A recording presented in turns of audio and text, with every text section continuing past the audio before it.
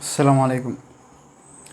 प्रधानमंत्री नरेंद्र मोदी का एक जो भाषण है, उस भाषण में सीधा तौर पर कांग्रेस को टारगेट करके ये कहती है कि अगर कांग्रेस या इंडियन अलायंस का सरकार आएगी तो आपके घर में जो माँ बहन का मंगलसूत्र है वो भी सुरक्षित नहीं रहेगी, क्योंकि अगर कांग्रेस की सरकार आएगी तो आपका माँ बहन का जो मंगलसूत्र है वो लोग ने छीन के लेके जाएंगी। या आपके घर में अगर 2 भैंस है तो एक भैंस कांग्रेस ने लेके जाएगी। अगर आपके घर में एक साइकिल भी है, वो साइकिल भी कांग्रेस ने लेके जाएगी। लेके जाने के बाद आपका संपत्ति कुल इकट्ठा करेंगे और इकट्ठा करने के बाद उन लोगों को दे दिया जाएगा जो ज़्यादा बच्चा पैदा करती है। आप सोचें प्रधानमंत्री का लैंग्वेज कैसा है कि इस तरह से बात करती है। क्या आप चाहते हैं कि आपका मेहनत की संपत्ति क्या आप चाहते हैं कि आपका मेहनत की संपत्ति उन घूसपैठी को दे दिया जाए? क्या आपको मंजूर है? इस तरह से भाषण देती है और इस तरह से भड़काऊ भाषण, झूठे भाषण। क्योंकि कांग्रेस के मैन्युफैक्चर में ऐसा कुछ भी नहीं लिखा है कि आपके घर में जितने भी सारे संपत्ति है वो संपत्ति छीन के लेके जाएगी। क्योंकि कांग्रेस ये कह रही है कि उसके मैन्युफैक्चर में ये लिखा है कि अदानी, इस बीजेपी वालों ने अदानी को जितने भी सारे पैसे दिए हैं, मैं उतने ही सारे पैसे मैं इन गरीबों को दूंगा, छोटे व्यापारी को दूंगा, मैं दलित को दूंगा, मैं आदिवासी को दूंगा, मैं पिछड़ा हुआ जाति को दूंगा। लेकिन प्रधानमंत्री जिस तरह से उसका बयान का गलत इस्तेमाल करती है या गलत बयान करके लोगों को गुमराह करती है, तो आखिर तक हम लोगों को ये उसको शर्म आनी चाहिए। क्योंकि 10 साल प्रधानमंत्री रहने के बावजूद भी वोट मांगने के लिए इसके पास और कोई दूसरा रास्ता नहीं है। 10 साल में ऐसा कुछ उसका काम नहीं है कि ऐसा कुछ काम नहीं किया जनता के लिए कि उस काम को दिखा के जनता से वोट मांग सके।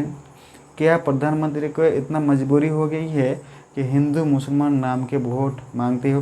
कि 2024 का इलेक्शन इतना हार्ड हो गया, यह चुनाव जीतने के लिए आप प्रधानमंत्री कुछ भी कर सकती है। तो मैं आपसे कहना चाहूँगा कि आपके इलाकों में या आपके गांव में किसी नेता ने रैली करने के लिए जाती है या सभा करने के लिए जाती है, तो आप उससे सवाल क्यों नहीं पूछते हैं कि आप हमारा जो वादे किए थे वो वादे कब पूरे करोगे, हमारा जो मांगे थे मांगे कब पूरी करोगे। लेकिन हमारा यहाँ का लोग जो गांव में जाते हैं, रैली करने के लिए जाते हैं, रोड शो करती है, तो किसी नेता को ये सवाल नहीं पूछते। क्योंकि हमारे यहाँ के लोग नेता नहीं चुनते हैं, बाप चुनते हैं। अगर उसे कुछ बोल दिया तो उसको बुरा लग जाएंगे। इसलिए मैं आपसे कहना चाहूँगा कि आपका यह हक है, आपका आवाज़ उठाना चाहिए, आपको सवाल पूछना चाहिए। जब आप हक की आवाज़ उठाएंगे, सवाल पूछेंगे, आपका जो मांगे है इस मांगे के बारे में बात करेंगे, उसको सवाल करेंगे, तो मजबूर होके आपको वो मांगे पूरी करेगी। तो ऐसा भी तो नहीं है कि आप उससे कुछ सवाल नहीं करेंगे। अगर उसके मन में है कि हमारे इलाकों में कुछ अच्छा किया, कुछ काम करे, तो वो करेंगे। ऐसा कोई नेता आपको नहीं मिलेंगे, क्योंकि कोई भी नेता आपके भलाई के लिए कुछ नहीं चाहते कि सारे के सारे पॉलिटिक्स से धंधा है। तो आप उससे सवाल पूछो, आपका मांगे पूरी करो। तो हमारा बात सिर्फ इतना ही, क्योंकि मेरा इस बात को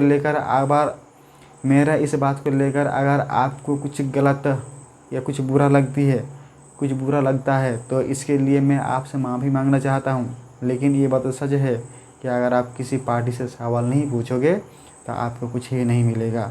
आप वोट बीजेपी की दे दो, कांग्रेस के दे दो, एक किसी की भी दे दो, लेकिन वोट डालने से पहले उससे सवाल पूछना सीख लो, हक की आवाज़ उठाने के लिए सीख लो। कब तक आप लोग सूखते रह जाओगे? कब तक आप लोग दूसरे को देखते देखते ज़िंदगी गुजार देंगे? और अपना जो इंस्टाग्राम रील्स है, उस रील्स को देखते देखते आप पूरे दिन या टाइम बर्बाद करते हो, आपका माइंड को ब्रेन वॉश करते हो। और जितने भी सारे नेता आती है और भड़का भाषण देने के बाद आपको और भी वॉशिंग मशीन की तरह आपका ब्रेन वॉश कर देते हैं। तो आज की वीडियो बस मेरा इतना ही। अगर मेरा इस वीडियो आपको अच्छा लगा तो एक लाइक कर दीजिएगा, एक कमेंट कर दीजिएगा और अपने दोस्तों के साथ शेयर करके उसको भी देखने का मौका कर दीजिएगा। धन्यवाद। फिर मिलते हैं दूसरा